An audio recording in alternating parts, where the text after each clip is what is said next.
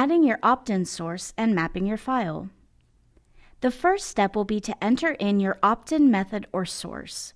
This is a brief description that explains how you received permission to send to the contacts you're importing. For example, if you have a sign-up form on your website that collects the email addresses for your contacts, you could put sign-up form as your opt-in source. Now let's map our data. Mapping allows you to tell the system which custom field will hold each column of data. Having headers at the top of each column on your file can help take some of the guesswork out of mapping. I always try to have headers that match the custom field names on my account. If your file contains headers, you will keep the box checked next to. Click here if your file has header information in the first row that should not be imported.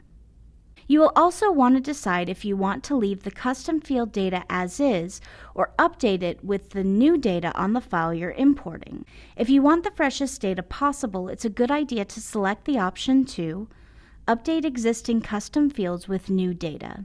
With those options selected, you will now want to verify that each column on your spreadsheet is being mapped to the correct custom field.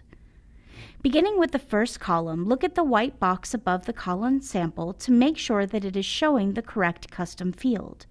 If it is not, or if it is blank, simply click the white box and a pick list will appear with all of your custom fields. Select the correct field and move on to the next column.